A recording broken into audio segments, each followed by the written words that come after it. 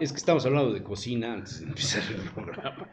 Señores, buenas noches, don Rodolfo Ruiz, don Javier Buenas Gutiérrez noches. Reyes. Saludamos, damos la bienvenida, no sé si me toca presentar, pero Sí, yo pues le sí. quiero dar la bienvenida a mi amigo Paco Vélez Pliego, a quien conozco hace muchos, muchos años y con quien he tenido la suerte de hacer muchos programas de radio, interesantísimos, una sección que se llamaba Urbavista, desde hacía mucho tiempo, y hemos hablado de todo, es decir, de todo. Creo que de lo único que no hablamos hablado ha sido de sexo, pero hemos hablado prácticamente de todos los temas. Y yo pregunté hace rato, ¿y de qué vamos a hablar? Pues es que con Paco se puede hablar de todo. Yo no sé, si nos metemos en los temas de la ciudad, del urbanismo, quizá no atraigamos ahorita al auditorio y nos interesa levantar el rating. ¿Quién te gusta para gobernador? No es un problema de gustos, ojalá y fuera de ¿Quién le gustos. conviene a Puebla? Esa es la pregunta interesante. Mira, yo creo que Puebla, desde hace muchos años, antes de entrar al programa estábamos comentando un poco la circunstancia de Puebla en los 50, pero no hemos escapado de eso. Me parece que Puebla ha sido desgraciadamente en muchos sentidos moneda de cambio en el contexto de las decisiones políticas Presidenciales. que tenía que ver con la decisión de quiénes eran los que iban a llegar a la presidencia de la República. Y entonces, salvo honrosas excepciones, el caso de Jiménez Morales, el caso del doctor Toschi, bueno, incluso Melquiades, ¿no? A pesar de la opinión que tenga yo de Melquiades. Eso es otro asunto. Es otro asunto. Eso es otro asunto. El propio Melquiades lograron, digamos, en circunstancias, yo digo, muy especiales, llegar a la gobernatura imponiéndose a intereses que estaban siendo resueltos en el contexto de este debate de lo que es qué le conviene a la presidencia de la República. No a Puebla. No a Puebla. Entonces, digamos, creo que en el caso actual seguimos en esa discusión. Y digo seguimos porque toda la sociedad estamos involucrados en ello. Me parece que la decisión pasa justamente por las recientes designaciones del aparato vinculado ya directamente a la candidata a la presidencia de la República de Morena, que es la doctora Claudia Sheinbaum. Pasa por Adán Augusto, pasa por Leonel Godoy y pasa por el representante del aparato aquí en Puebla, el diputado por San Luis Potosí. Y eso implica una redefinición. ¿El gobernador no interviene? No, yo creo que sí intervino. Intervino. Pero no le hicieron caso. Intervino en el marco, digamos, de lo que es Quería 8. El consejo político estatal heredado de Barbosa, ¿no? Sí, claro. Entonces, intervino, definió, dijo, no quiero a estos, quiero a estos. Y bueno, resultó lo que resultó. Y la dirigencia nacional le dijo, bueno, pues además de esos también van estos, que son los que nosotros pensamos que también pueden jugar, ¿no? Pero todavía creo que no hay una definición. Pues con esos enviados, pues ya parece una definición, ¿no? Pues llega el secretario de Gobernación. ¿Quién trabajó la campaña del secretario de Gobernación en Puebla? Nacho Mier. ¿Quién era el vicepresidente de la fracción de Morena? Leonel Godoy. ¿Quién era el presidente? Pues Nacho Mier. Y el delegado era también diputado federal, ¿no? ¿O es diputado federal por San Luis Potosí? Por San Luis Potosí. Sí, pero ahí el tema es, también pasa por lo que acordó recientemente el Instituto Nacional Electoral. 5 mujeres y 4 hombres. Entonces 5 mujeres, pero además metió otro ruido, el asunto de la famosa alternancia. Sí. Bueno, ese ya se desechó, ¿eh? Lo de la alternancia ya se desechó. No está tan claro, porque todavía no pasa. Bueno, sí, todavía no pasa al pleno. O sea, la moneda está en el aire. ¿Perdón? La moneda está en el aire. Yo creo que la moneda está en el aire porque, insisto, aquí se está jugando. Yo lo que siento es que la doctora Sheinbaum está no solamente tomando cartas en el asunto con respecto al problema del proceso electoral inmediato, sino está diseñando con quién va a gobernar. Claro. Y eso no es un problema nada más de coyuntura. O sea, lo que pasaba con el PRI está pasando ahora con Morena, todo sigue igual, Paco. No exactamente igual. Yo creo que en el caso del Partido Revolucionario Institucional hubo un largo periodo de descomposición que tenía que ver justamente con este tránsito abierto por el neoliberalismo de construir instituciones vinculadas a la posibilidad de que la población accediera a derechos, salud, educación, etcétera, etcétera, a lo que fueron las políticas focalizadas a partir de Carlos Salinas de Gortari.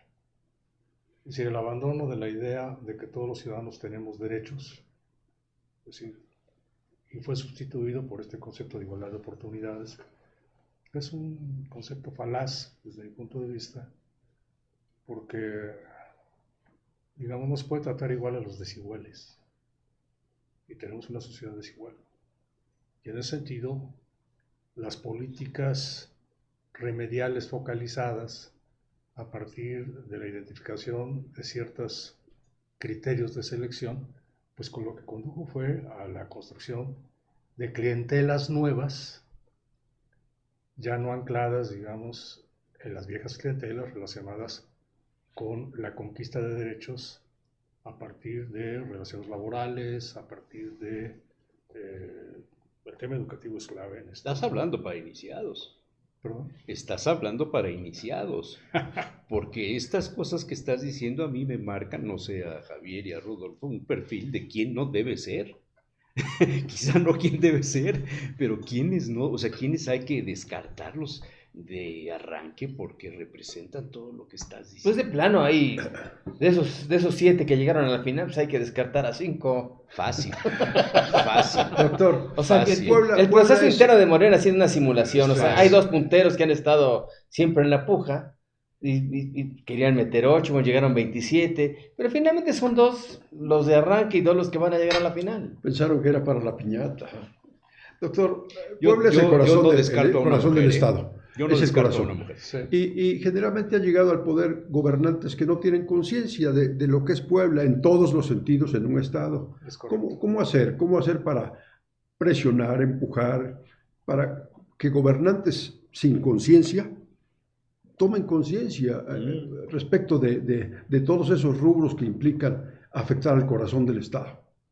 Yendo al Señor de las Maravillas a pedirle el milagro. porque- Aparte del Señor de Maravillas. No veo yo, cómo. Recuerdo una plática a la cual me hizo favor de invitarme el licenciado Bartlett, no nada más a mí, sino a un grupo de universitarios, cuando recién lo habían designado coordinador de proyectos especiales para De la Secretaría de Desarrollo Social. Puebla Centro, Pronasol. la región centro del país. Sí, Ujú. con Salinas. Y esa es la pregunta que hizo el licenciado Bartlett. ¿Cuál es, en la opinión de los que estábamos ahí, éramos 6 universitarios de distintos perfiles políticos, cuáles creen ustedes que son las principales problemas o embudos que tiene el Estado de Puebla? Y la gran coincidencia que tuvimos los 6 que estábamos ahí fue justamente esta visión que reproduce mucho el tema del centralismo que ha vivido este país. Esta ausencia de una visión regional y del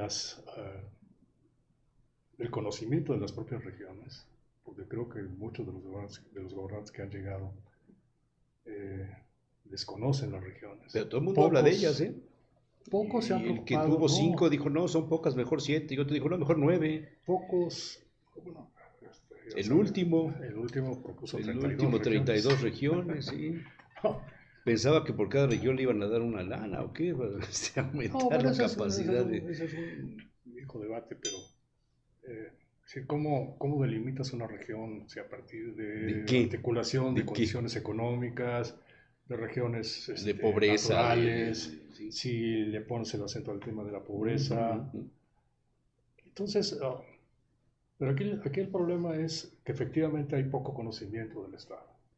Es decir, salvo don Manuel, que me parece que lo caminó, lo recorrió, cada semana iba para un lado y para el otro. Toski, que evidentemente lo conocía, Melquiades, sin duda. Conocía el Pero Estado. conocía el Estado, pero quizá no la problemática. Bueno, Marín también conocía el Estado, ¿no? Como Fue un secretario de Gobernación.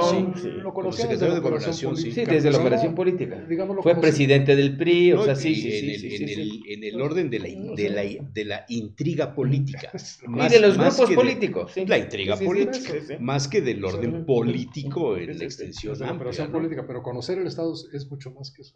Sí, claro. Sí, Sí, claro. claro, claro. Es conocer sus potenciales, sus características, las articulaciones, digamos, las cadenas de valor social, cultural, económico que se generan en las regiones y que algunos de ellos vienen de épocas milenarias. Esta decisión, por ejemplo, que tomaron de mover el mercado del Tepeaca, el gran tianguis de Tepeaca, A Huixcolotla. a Huixcolotla, ¿no?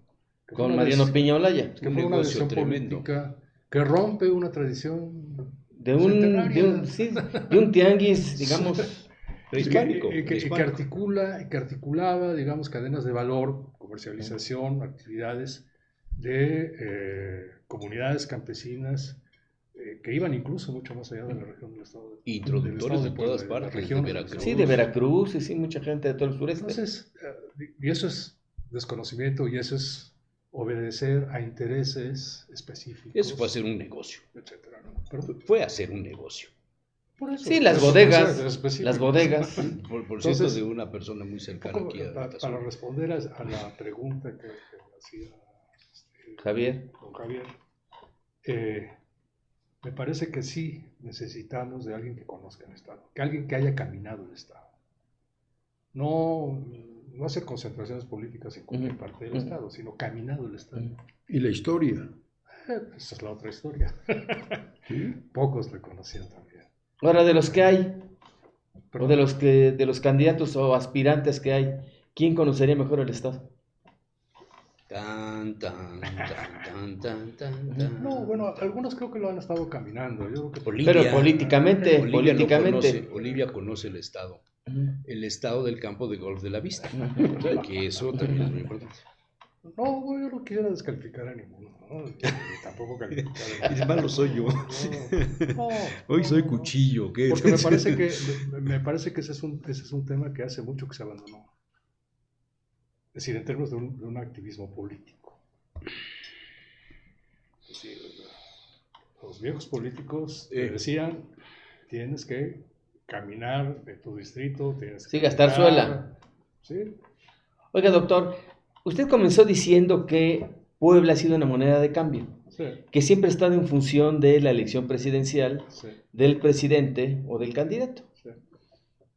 Y de los En este grupos caso, alrededor. en este caso, en el caso Puebla, donde ya la elección presidencial está empatada con la elección del estado, con la elección de gobernador, ¿a quién conviene más de los punteros? ¿Quién sería el candidato que más conviene a López Obrador o a Claudia Sheinbaum? Mira, O a yo creo Xochitl. que a quien postule... Bueno, estamos hablando de Morena. Ah, perdón. Yo estoy convencido de que a quien postule Morena va a ganar la elección. Sí, sí, sí, sí. Yo creo que el discurso que se ha construido, se ha buscado construir desde la oposición, es que si no son los punteros, puede ganar el Partido Acción Nacional, no es un discurso consistente. Al menos no es un discurso consistente con la, digamos, la información empírica que se ha mostrado públicamente. Encuestas. Sí, O sea, ¿hay me una parece- manipulación en eso? No, me parece que la marca pesa más que los candidatos, en este caso. O sea, puede ganar un X, Quien decida la dirigencia de Morena con uno el de apoyo los de Claudia aspirantes, Sheinbaum, me con el decía el año apoyo- pasado, hasta un burro gana. Era eso mismo, decía el PAN y ya ve cómo le fue. Ya han ganado. Sí. Porque, Y ya han ¿por qué ganado. ¿Por qué se ha construido esa percepción? Pues porque en el 21, el entonces gobernador en funciones, pues operó en contra de Morena. Ujú. O sea, operó para sus propios intereses. Sí, y a los candidatos que no pudo meter por Morena los metió por otros partidos. Paco, Por el PANAL, no pesan hoy más los grupos locales en relación a la Asociación Poblana, en relación a las caras que hemos visto en los mítines, en las reuniones de respaldo, a los intereses económicos, a los grandes capitales que se mueven en torno a uno y a otro. Tú estás muy metido en los asuntos urbanísticos, este desarrollo que se está haciendo de City Lomas ha estado en el foco rojo de los problemas con los ejidatarios y con el pago de centavos por cosas que van a costar una borrada de dinero. Y estas personas que promueven el grupo, ¿cómo se llama? Perversa o Proyecta. ese, perdón, pero usaba con P. El grupo Proyecta, pues están apoyando a uno de los candidatos. Y los caciques de por allá de Libres y de esto también están apoyando a otro.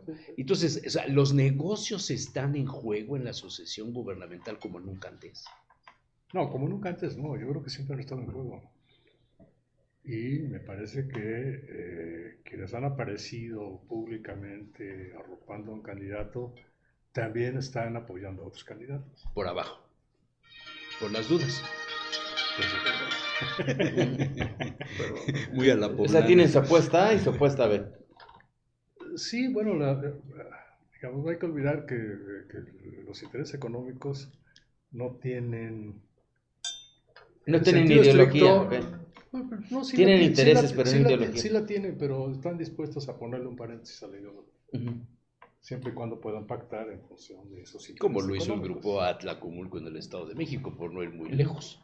O sea, el sistema de complicidades estará más que vigente en la sucesión gubernamental. Siempre ha estado presente, y yo creo que justamente uno de los grandes retos que tenemos como sociedad es construir instituciones que nos permitan efectivamente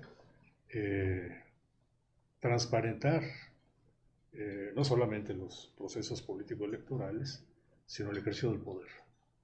Y eso, digamos, pasa por estar comprometido realmente con la construcción de condiciones de la democracia contemporánea.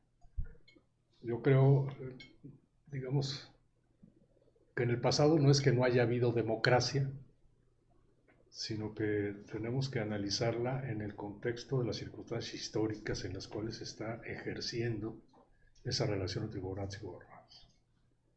Me parece que las clientelas construidas por el Partido Revolucionario Institucional, que tiene que ver con la conquista de derechos, esos procesos democráticos comenzaron por las agrupaciones gremiales y después se vieron reforzados frente a las disidencias y los conflictos gremiales o sociales, ¿no? Y entonces se fue reforzando una vertiente autoritaria para ejercer el control político. La famosa cláusula de exclusión en el caso de los sindicatos, el tema de afianzar, no en las asambleas ejidales, sino en los comisariados ejidales, las estructuras de relación con el campesinado, etcétera, etcétera. Es decir, podemos revisarlo de muy diversas maneras. El caso es que esa estructura corporativa construida a partir de ese ejercicio o esa intención de cubrir, darle cobertura a los derechos consagrados en la Constitución, fue desmontada precisamente frente a los requerimientos de la propia dinámica neoliberal. O sea,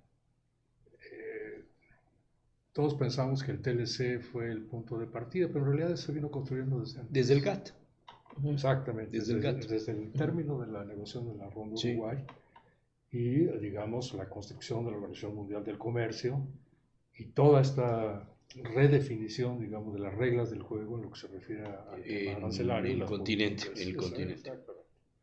Entonces, bueno, eso obligaba al Estado mexicano que quería ingresar a ese esquema, digamos, de crecimiento económico, a abandonar justamente lo que desde el punto de vista del mercado, entre comillas, se consideraba acciones que desequilibraban el adecuado funcionamiento del mercado, ¿no? Así, la eliminación de subsidios,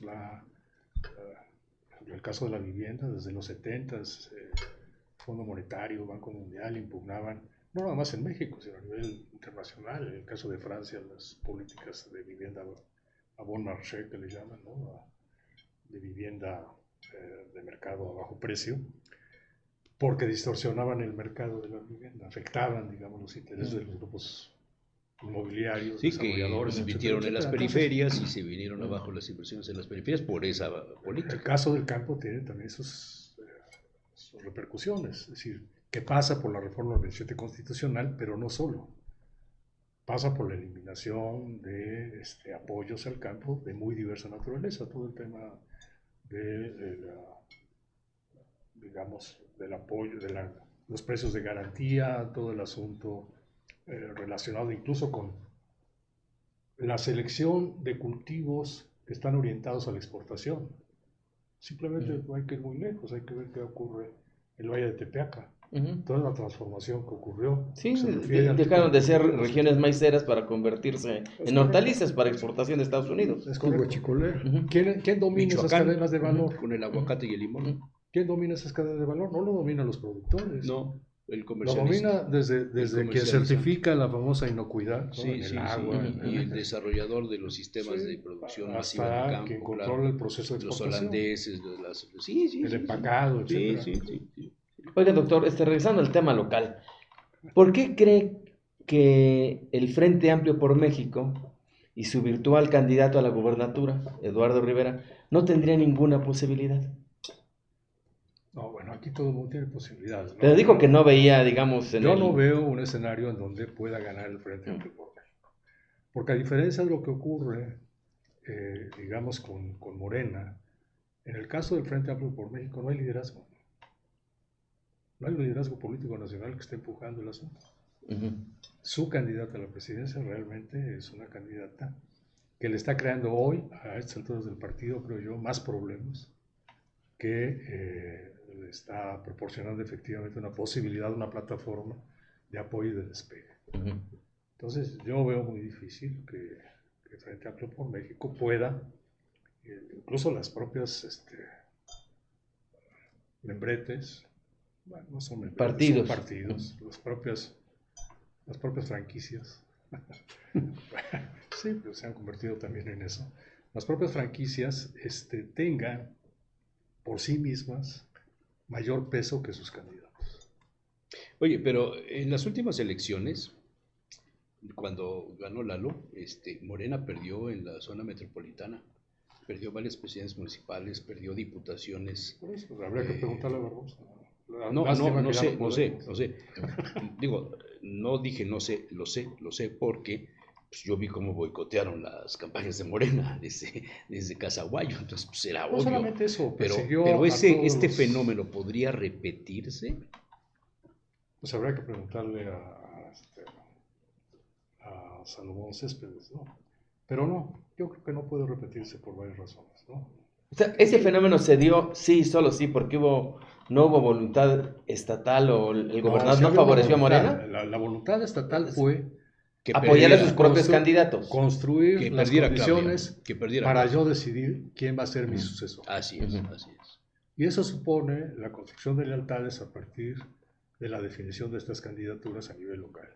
Y yo creo que la negociación con la federación fue, a ver, tú decides las candidaturas a diputados federales Y yo decido lo de aquí. Ujú. Y te Doctor, garantizo las votos. municipales. Más allá de los ismos que compiten, usted está como en una atalaya. A su juicio, la democracia en Puebla, en este momento, ¿ha avanzado, se mantiene estática o estamos retrocediendo? ¿Hay riesgo de retroceso? Porque el concepto de democracia como el concepto de ciudadanía no podemos analizarlos ahistóricamente. Para mí, las prácticas democráticas y las prácticas ciudadanas son prácticas sociales que se construyen en contextos históricos. Y en ese sentido me parece que la transformación que se ha iniciado en el país, ha apuntado el país hacia una transformación, todavía no está consolidada. Es decir, todavía no asumimos los ciudadanos como prácticas, que se traducen también en prácticas políticas, que la decisión de a quién apoyamos no debe de pasar por prebendas, sino efectivamente por la construcción de instituciones que garanticen el ejercicio de nuestros derechos. Eso en Puebla nunca se ha podido practicar. Bueno, el problema es cómo eso pasa por la transformación también de los partidos. Y de los Es decir, ciudadanos. los partidos son de interés público, sí, solo sí, cumplen una función educativa desde el punto de vista de una idea de parámetros. No se trata de que renuncien a su ideología, sino que la extiendan, formen a sus cuadros, Sí, que contribuyan a la extiendan cultura esa política. formación a los ciudadanos que les son adherentes con políticas formativas y educativas, es decir, que conduzcan a prácticas sociales de construcción de la democracia. Y eso me parece que todavía estamos muy lejos de lograr. Bueno, sí hay un ejemplo muy claro de que esto sí funciona. Aquí en Puebla, Fernando Morales. Sin comentarios. Yo no entendí. No entiendes cuando no quieres, porque cuando quieres sí le entiendes. Pues un poco por ahí es el asunto. Sí. Hemos construido ya una ciudadanía capaz de defender los derechos que de acuerdo con las normas están consagradas en la Constitución General de la República, la Constitución local, etcétera, etcétera, frente a los intereses de los propios partidos políticos.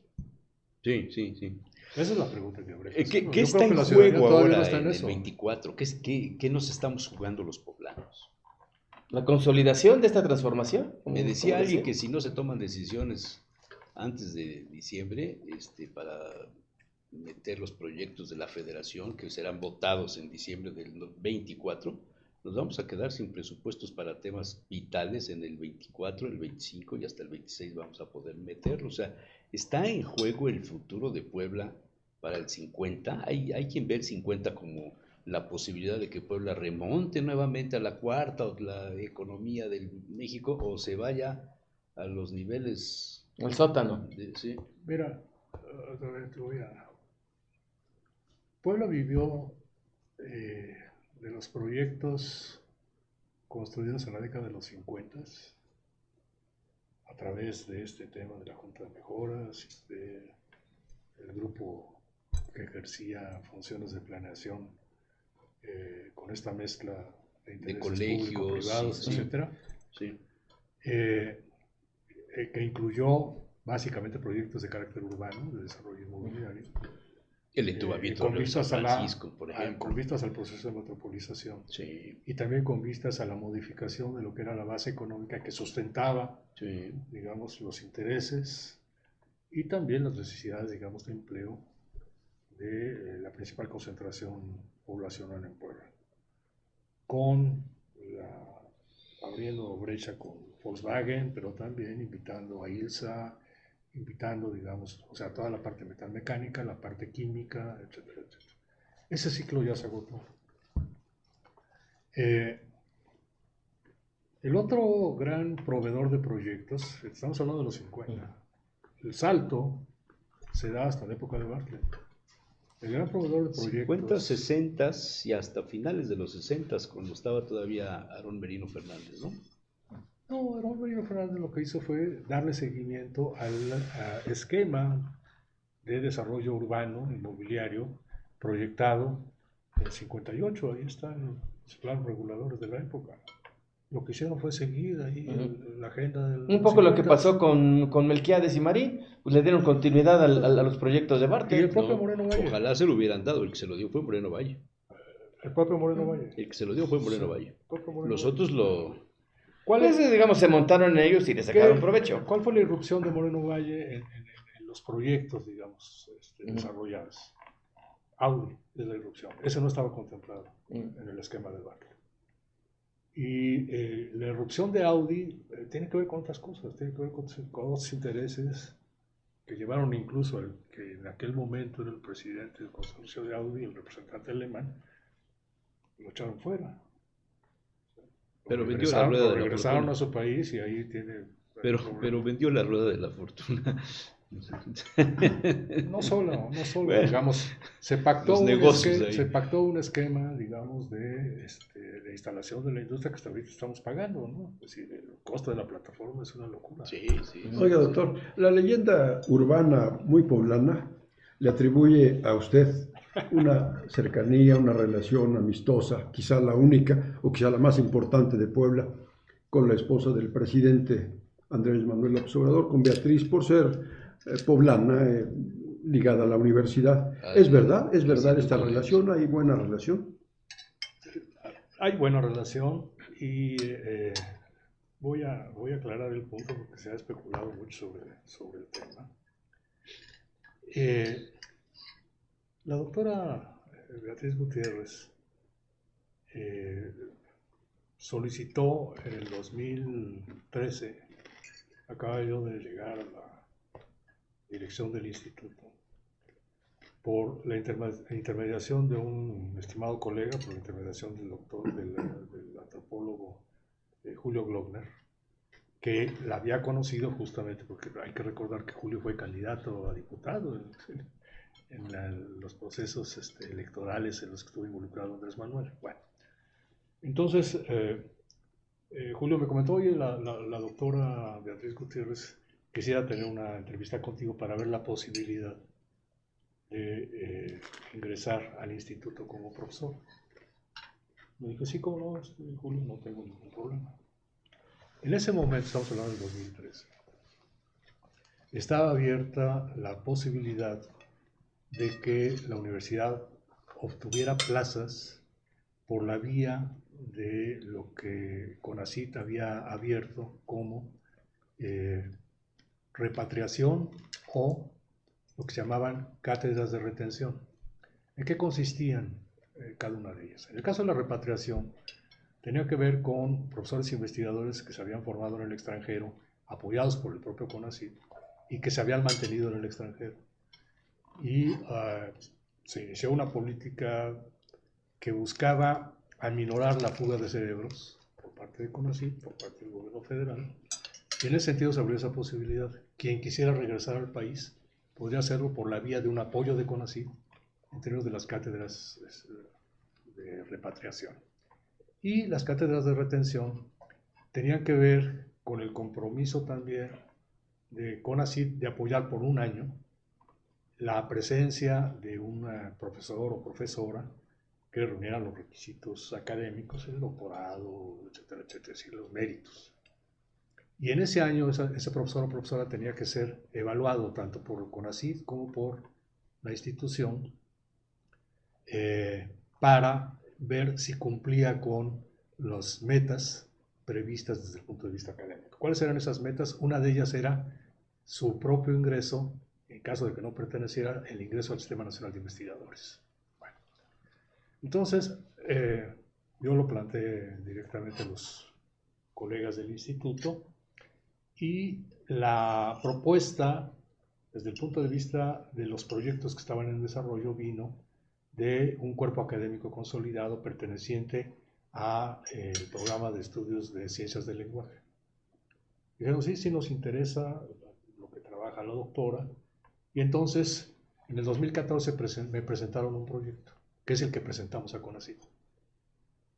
Si proponemos que este proyecto sea desarrollado, que la doctora Beatriz Gutiérrez ingrese al instituto por la vía de cátedras de retención para desarrollar esta parte del proyecto, con el aval del cuerpo académico correspondiente, que es el cuerpo que está adscrito, sigue estando adscrito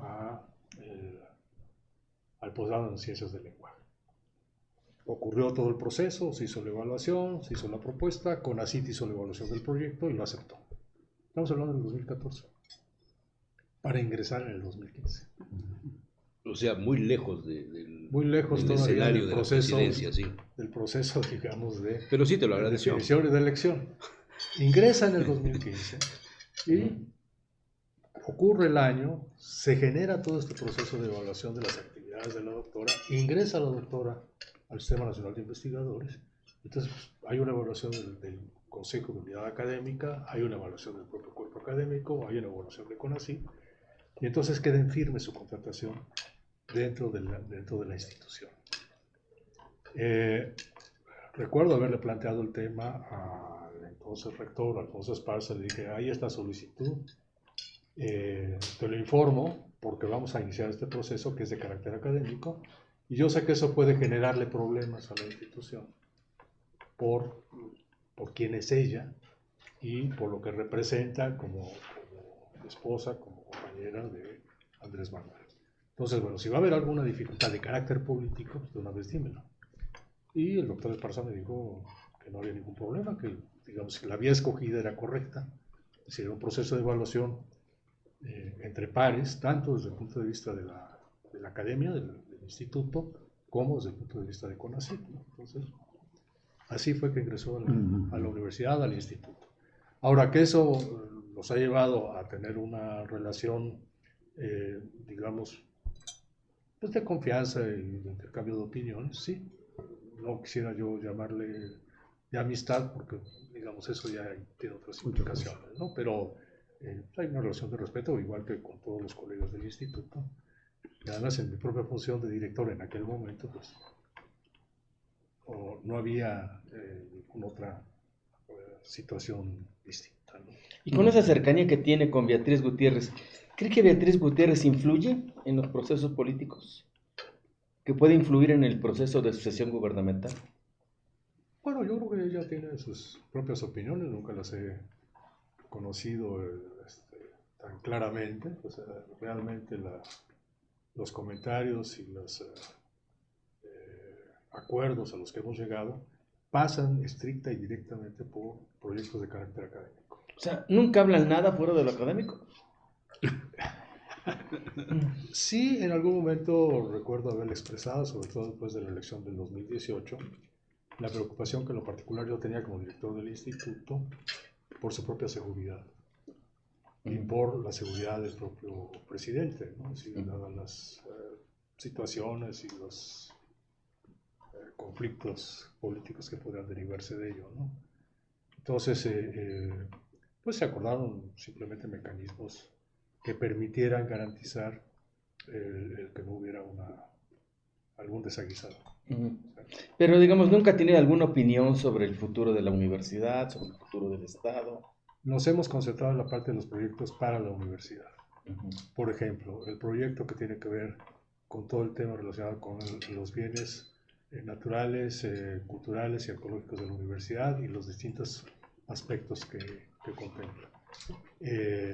Se adoptaron, por ejemplo, medidas, el convenio que se firmó con el Consejo que dependía de la propia Presidencia de la República para apoyar lo que es la digitalización de los acervos de la Biblioteca La Fragua, ¿no? La Biblioteca La Fragua, por ejemplo. Todo el tema que hemos estado trabajando alrededor de promover el barrio universitario y su máxima protección desde el punto de vista de la UNESCO, etcétera, etcétera, que seguimos trabajando en ello, que tiene que ver con el reconocimiento que nos acaba de dar Alcalá de Henares, justamente, en relación. Paco, pero yo que te conozco hace años,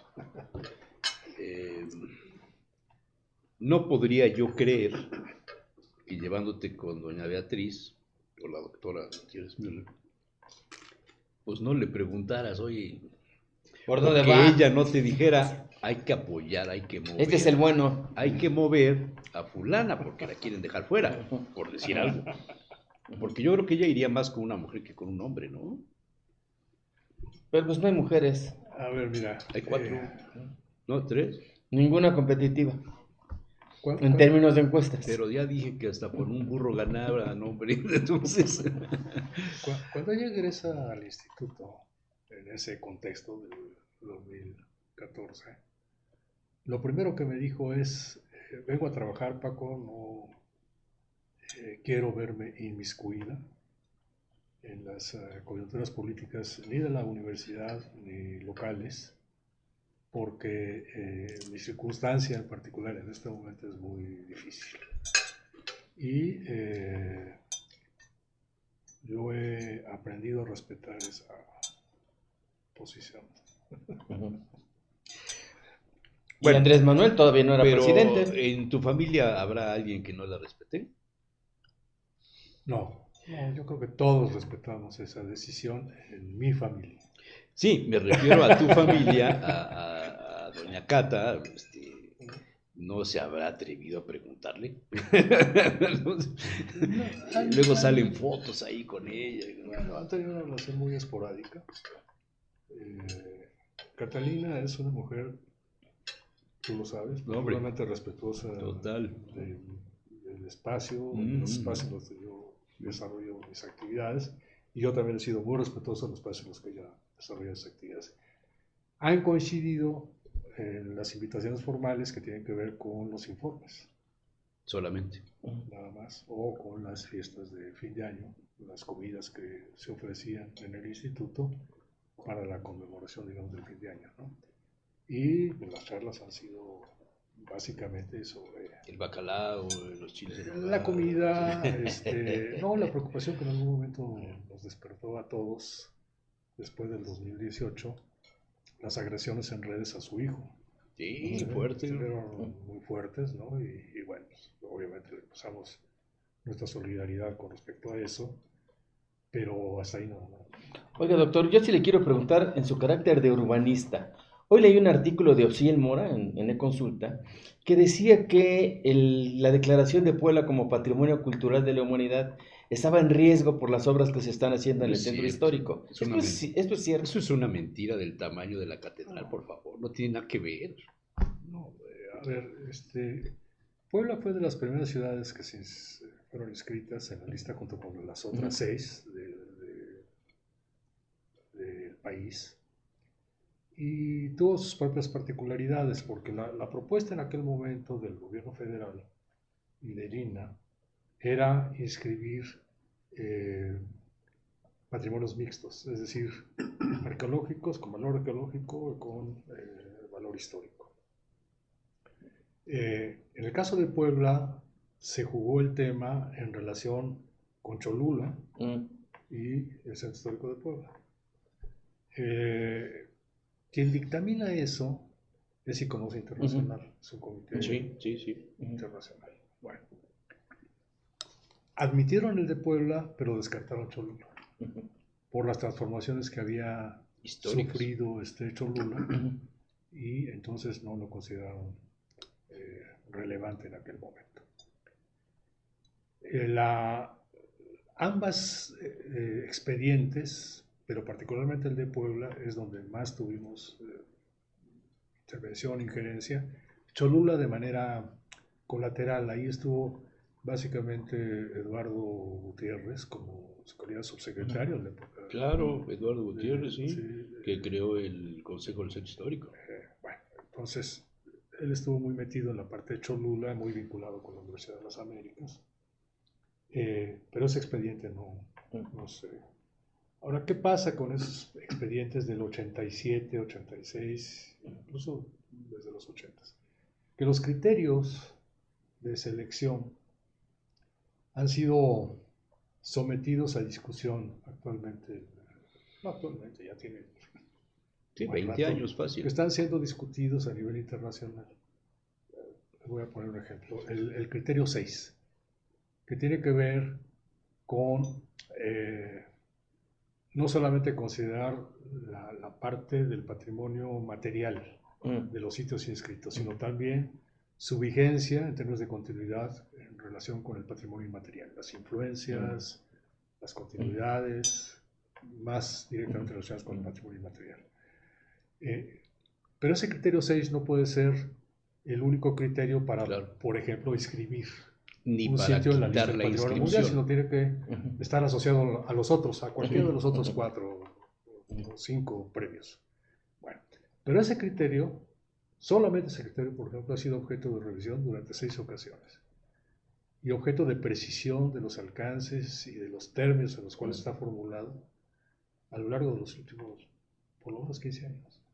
Paco, pero o sea, una afirmación de ese tamaño que está en riesgo la vigencia de patrimonio cultural de la humanidad de la ciudad de Puebla, bueno, del centro histórico de la ciudad de Puebla, que no es toda la ciudad, se me hace verdaderamente muy atrevido, y yo lo digo, una mentira del tamaño de la catedral, porque para que una zona, un sitio que ha sido declarado, le quiten el reconocimiento, primero tiene que pasar a una lista de patrimonio en riesgo, que ese es el siguiente. Hay ciudades, hay sitios que por guerras, por pandemias, por mil cosas, terremotos, por fenómenos O intervenciones incluso, ¿no? Intervenciones bueno, urbanísticas. esa sería la peor, Ujú. ¿no? Porque lo demás pues, no lo puedes programar. Ujú. Pero entran en el patrimonio en riesgo. Pero en términos generales, la ciudad de Puebla no está en esa lista. Que las obras del centro histórico no correspondan a criterios urbanísticos serios, eso es otra cosa. Eso es otro asunto totalmente diferente, que debía pasar por estas cuestiones, por esos criterios, que no lo pasa, eso es O sea, totalmente por cierto. ejemplo, la obra de la 16 de septiembre, ¿no atiende estos criterios? ¿La peatonización de la 16 de septiembre? A ver, Es que no es tan importante la 16, yo creo que hay cosas más serias como el debate ahí, la discusión es, el por uso ejemplo, del suelo. ¿qué estaría siendo considerado ahí? El famoso tema de la traza. Ese es el Pero punto ¿cuál es central. la traza? ¿Cuál es la traza? Norte a sur, este a oeste. La traza es de paramento a paramento. Ah, sí, pues de el lo damero, edificado. el damero. Esa es la traza. Ujú. O sea, en el siglo XVI no había banquetas. Es lo que quiero decir. Ujú. Entonces, si tú estás modificando el arroyo, Que eso es lo que sí, hicieron el desde espacio la época de Blanca de Alcalá. circulación, es un espacio de circulación definido, delimitado a partir del siglo XIX prácticamente. Claro, cuando las carretas, Ujú. cuando Pero las no acequias. es un cuando- espacio delimitado desde el siglo XIX. No, Ujú. exactamente. La traza renacentista, que es uno de los valores, Es el tema una de las fundamental, cualidades, claro, del traza de la tiene ciudad. que ver con eso, tiene que ver con el respeto a la traza, es decir, a los Ujú. paramentos. ¿Qué puede modificar eso? Que empieces a dejar chimuela la ciudad. Lo que quiso hacer hace muchos años el arquitecto más treta de Puebla. ¿Sí te acuerdas? El proyecto aquel que se presentó junto con Paco Sánchez en la Junta de Mejores, que por cierto murió Paco Sánchez, murió hace como... Paco Sánchez Díaz de Rivera, sí. Sí. Como un mes. De Puebla, ciudad musical. El unir, no, y de la Junta de Mejoras, Sí. el unir los interiores de patios, de traspatios de las residencias del centro, las manzanas, unirlas por centro, en el centro y convertirlas en una serie de laberintos, como una Pero eso no medina. modifica, ¿sabes qué es No, lo que- no, pero no, digo, no se hizo, pero uno de los criterios fue que rompía con la traza. Sí. Pero el problema no es tanto ahí, el problema es, por ejemplo, una política que se siguió a nivel internacional y que finalmente se frenó, que tiene que ver con la redensificación de los corazones de manzana. Eso es más grave lo que están haciendo frente a Casa Aguayo y en esa zona del Alto que lo que están haciendo en la licencia. Entonces, por esto digo, ahora, ¿qué es lo que ha ocurrido? Lo que ha ocurrido desde la inscripción de Puebla en la lista del patrimonio es la obligatoriedad de todas las ciudades, todas las que se han venido escribiendo, A cumplir de rendir con- informes. Y rendir informes. Los informes los puedes consultar, ahí están. Ahí está, por ejemplo, Están el en informe- internet ahorita todos los... Sí, Está el informe de del debate del Paseo Sí, del Río. Ahí sí, está. sí, ahí está. Cuando Además, Giorgio Lombardi, cuando se Giorgio subió Lombardi. tardíamente porque solamente se había subido al expediente de la UNESCO, se había subido digamos, el punto de vista positivo, de adelante con las obras, pero no lo que había propuesto el italiano. Giorgio Lombardi. Oiga, doctor, ¿y usted cree que ese proyecto de peatonización de la 16 de septiembre tendría que ampliarse a otras calles y avenidas del centro histórico? Yo lo que he insistido mucho es que esa discusión tiene que ver con la definición de qué queremos de la zona El de uso del suelo. monumentos La y vocación. las necesidades de movilidad que la zona de monumentos tiene. Y cuando hablo de necesidades de movilidad, me refiero a que necesitamos evaluar En conjunto. el conjunto de las formas de desplazamiento Sí. generadas por lo que está haciendo las funciones o los usos del suelo dentro de la zona de monumentos. Y los hábitos de origen y destino. Si tú promueves el abandono de la zona para sustituir los usos del suelo solamente para concentrar ahí actividad turística, Ah, entonces estamos mal. esa es otra Turística y historia. servicios, ¿no? Entonces estamos mal. Entonces, frente a la discusión que Hicimos hace un programa, muchos- hace hemos muchos hecho muchos años programas. tengo con algunos de los colegas, del concepto de redensificación al concepto de repoblamiento. Redensificación ese concepto está puesto el acento en lo que vas a edificar, es decir, la posibilidad de edificación en altura, que no es lo mismo que repoblamiento. Repoblamiento es cómo utilizas Lo que o está reutilizas lo que está hecho, lo que está construido. sin Para que la aumentar gente vaya a altura, vivir ahí. ¿no? Y sin aumentar la altura. Oiga, doctor, los gobernantes estatales o presidentes alguna vez han acudido al instituto que usted encabeza para conocer opiniones al respecto. A lo mejor no están obligados, tendrán sus propios órganos consultivos, pero la autoridad profesional que se concentra ahí, de la universidad pública más importante, debiera ser tomada en cuenta para estas cosas. Digamos ¿Han que acudido? el único que nos hizo caso fue don Manuel Bartlett. Moreno Valle. No, Manuel Bartlett. Ah, Manuel Bartlett. ¿Hace También cuánto? nos hizo caso. Manuel Bartlett llegó en el 92, ¿no? También nos hizo caso Jiménez Morales. Ujú. Porque por ejemplo, el proyecto de Paredes de construir El estacionamiento el subterráneo. estacionamiento subterráneo, primero se lo propusieron a él. ¿A quién? ¿A Bartlett? No, a Jiménez Morales. A Jiménez Yo me Morales. acuerdo que Jiménez Morales Bueno, antes, solicitó desde Gonzalo. le solicitó a Alfonso, que en ese momento era rector, dijo, por favor, licenciado, reúna usted a los expertos que tenga la universidad, quiero escuchar su opinión sobre lo que significa Hacer un estacionamiento hacer subterráneo en el estacionamiento Zócalo. subterráneo en el Zócalo.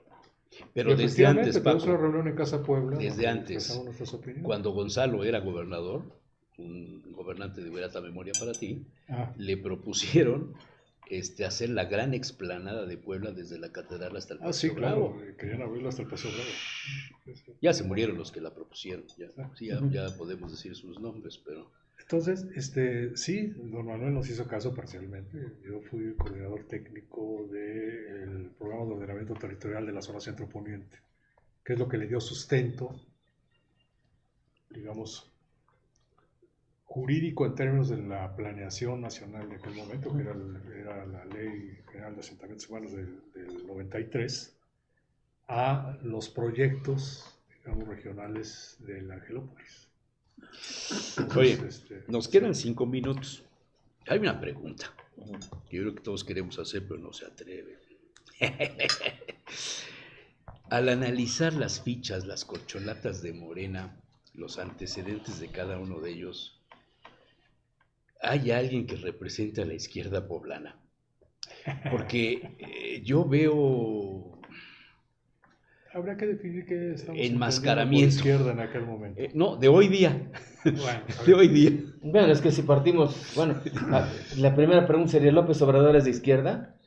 a ver, Yo tendría mis asegúres de que fuera un presidente de izquierda, pues. yo provengo de una formación de izquierda que se generó en el contexto de un debate internacional que asume como vía de desarrollo del pensamiento de izquierda el eurocomunismo. Sí, cuando Y que está totalmente la última anclado internacional, sí, el eurocomunismo. en el pensamiento gramsciano. Sí, de Gramsci, claro. Y en el caso del pensamiento gramsciano, digamos, hay dos conceptos que son claves en esta discusión. Uno es el concepto de hegemonía y cómo se construye. Y dos, cómo se transita de una forma de existencia de la sociedad, cómo se transforma a partir justamente de modificar las condiciones de ejercicio de la hegemonía de un grupo social, de una clase social, etcétera, etcétera. Es decir, el Híjole, tema es que de ya la famosa... de la lista ya nomás me queda una persona. No, el problema es la discusión de concebir un tránsito de largo aliento que supone acuerdos interclase, que supone acuerdos desde el punto de vista ideológico con formas de pensamiento no necesariamente afines a la izquierda, pero que es posible construir consensos alrededor, digamos, de las necesidades de transformación de la propia sociedad. Y yo creo que Andrés Manuel está en eso. Sí, pero de las 7 personas que están buscando ¿Cuál es el de izquierda? coordinación, ¿hay alguien que represente estos intereses A realmente? la vieja izquierda. A la vieja izquierda ninguno. ¿Y a la de López Obrador? Alrededor de Andrés Manuel hay gentes que vienen de esa vieja izquierda. Sí, Claudia Sheinbaum representaría esa No, pero de los estamos hablando de sí, las sí, 7 sí, fichas. pero voy a bajarlo. Sí, O de las 7 corcholatas. Hay alguien, que no sea Julio Huerta, por supuesto, porque es otra cosa, pero que represente esa formación de la izquierda tradicional de hace años digamos, derivada del 68, vamos a puntualizarlo por fechas, a lo que hoy día pasa, hay alguien que represente, porque no quiero volver a hablar del grupo perversa ni de nada de estos temas, pero es que por donde le piques te brincan cosas. Es correcto. No, a lo que me refiero es que... Pero no sueltas nada, pero- Paco, no sueltas A lo que me nada. refiero ¿Cuál es de que- los 7? No, a ver, yo lo que estoy es en un ejercicio de debate, por ejemplo, formamos un núcleo de discusión para generar un escenario, digamos, programático, con lo cual contribuimos, lo enviamos directamente con el grupo que está a cargo de formular el proyecto de nación del 24-30. Entonces, digamos, tenemos contacto, tenemos relación, mandamos nuestras opiniones y nuestras propuestas sobre temas que consideramos claves. Obviamente el tema educativo, el tema de la reforma judicial, el tema relacionado con la bronca hacendaria, es decir, qué pasa con el tema hacendario, ¿no?, en las condiciones actuales. Todo el tema de la reforma política, entendido no como la reforma político-electoral, sino la necesidad de la reforma jurídico-política al régimen, la reforma al régimen político. O sea, la reforma de Estado. Sí, sí, porque en realidad lo que hemos vivido desde los 90 para acá es una reforma al Estado mexicano dosificada, Sí, sí, sí. adecuada, enfocada Un hacia poco el lo que son los intereses, digamos. gatopardismo. Puebla necesitaría ya una Entonces necesitas una nueva reforma del Estado, ¿no? que vuelva a colocar en el centro del cumplimiento de las responsabilidades del Estado el que los ciudadanos tengamos efectivo acceso a los derechos que la Constitución consagra y no de manera selectiva en función de los intereses de los Con un otros. vodka frío me dirías quién. No es el momento todavía. Es que Paco y yo cuando hemos comido siempre terminamos bebiendo un vodka helado, un subvodka, que nos gusta mucho. Luego, para terminar de responder a la pregunta de don Javier, sí, efectivamente, cuando se obtuvo para Puebla, tú estuviste en ese evento, en Santiago de Compostela, Sí. se obtuvo para Puebla la sede de las De la ciudades OCPM. inscritas de la OCPM. Ahí comprometimos al entonces presidente municipal a financiar un proyecto para el centro histórico. Y se hizo con recursos del Banco Interamericano de Desarrollo. ¿Ese fue qué, en 85? Marín. Sí, no, estamos hablando del 2001-2002. Okay. Marín, ¿Qué ¿no? ocurrió ahí? Sí, Marín era. Se hizo. Bueno, Lalo con- Masip realmente fue la pieza ahí. Sí. Eduardo fue el que lo promovió, se obtuvieron recursos del Banco Interamericano de Desarrollo que bajaron por conducto de Banobras, se sometió a consideración de una licitación internacional en la que afortunadamente tuve la posibilidad de participar Sí. como consultor y al cual me asignaron el contrato por una decisión del Banco Interamericano. Es decir, fue una evaluación del Banco Interamericano, ahí sí no tuvo nada que ver todo el rejuego aquí local. Y eso nos obligó a que semanalmente presentábamos al Consejo Ciudadano del Centro Histórico los avances. Que era el enemigo de... Bueno, no, era el Consejo del Centro Era el Histórico el que Consejo bloqueó Histórico. todo. Roberto Herrerías. En ese momento lo presidía mi querida amiga Tere Rojas, El era municipal. férrea opositora Que ya falleció. a la Tere. propuesta de ella, Falleció ya, este año. desgraciadamente. Yo era su director de tesis. Sí, doctorado, sí, esa Tere cuestión. Rojas. ¿Qué ocurrió? Pues sí, se aceptó el proyecto, se validó, se votó, etcétera, etcétera. Nunca se instrumentó. Creo que nunca se Habría que publicó, preguntarle. Paco? No, sí, se ¿O presentó. Pero sí fue publicado. No, No fue publicado, Nunca lo ¿verdad? publicaron. Sí. Son 28. ¿Cómo se llamaba el secretario en aquella 28. época? O sea, el proyecto se licitó, Sí, se asignó sí, sí, y nunca se ejecutó. ejecutó. Se ¿Estoy evaluó entendiendo? por Banco Interamericano de Pero Banobras. no se publicó. Con eso me liberaron. ¿Cómo se llamaba el contrato, secretario pero, del ayuntamiento que tenía que publicarlo y no lo publicó? pues el que después fue secretario de Obras, ¿no? ¿Secretario de Obras? ¿Quién? ¿Javier García Ramírez o quién? Él estaba en eso. Bueno, ¿El secretario de Obras de quién? ¿De Mario Marino? ¿De quién? Es que hay sí, muchas de Mario, historias. Será Javier García Ramírez. Pero era el secretario general. en el Ah, ayuntamiento. El secretario pues, general. Mario Montero. Entonces, un poco respondiendo a la pregunta, sí se han hecho esos Tú lo trabajos. dijiste. En este caso no fue la universidad, sino fue una consultoría privada. Yo tenía, además de las actividades de la universidad, tenía una consultoría privada, que ya después dejé, la cerré. Muy bien. Y hasta ahí quedó, pero ¿qué tanto le han hecho caso a eso? Nada. Se nos fue el tiempo. La verdad es que la próxima entrevista con Paco hay que poner los temas desde antes y decir, vamos a hablar de esto. Y no Tú no solamente... quieres. Siempre Él quiere no- la improvisación. No, yo pregunté cuando nos íbamos a sentar y de qué vamos a hablar y nadie dijo nada. Es que, ¿sabes qué? Toda la culpa me la echan a mí. Por eso ya me puse mi botón rojo para combatir las envidias. Mi querido Paco, como siempre es un placer verte, recibirte, escucharte, aprender. Gracias, Paco. No, todos aprendemos, creo que. Muy grato, muchas gracias, doctor. No, gracias a ustedes por la Gracias, invitación. doctor. Gracias. Don Francisco Vélez Leo. Y como Gracias, siempre te gracias. lo he dicho, Gracias. siempre que nos despedimos, saludos a Doña Cata, por favor. ¿Cómo no? De tu parte.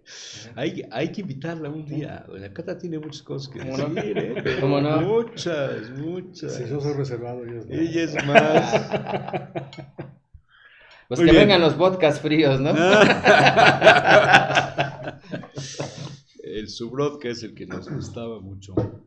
Bueno, pues nos vemos la próxima semana, ¿no? La próxima semana. Que no sé quién va a venir porque creo que no lo tenemos todavía definido, pero ya nos veremos por aquí. Muchas gracias, Paco, muy amable. No, al contrario. Gracias a Flora Gracias. Molina, gracias a Natalia Sosa, gracias a Carlitos, gracias a Paco, gracias a no sé quién más, porque el guión pues me tapa y no sé quién más está ahí atrás.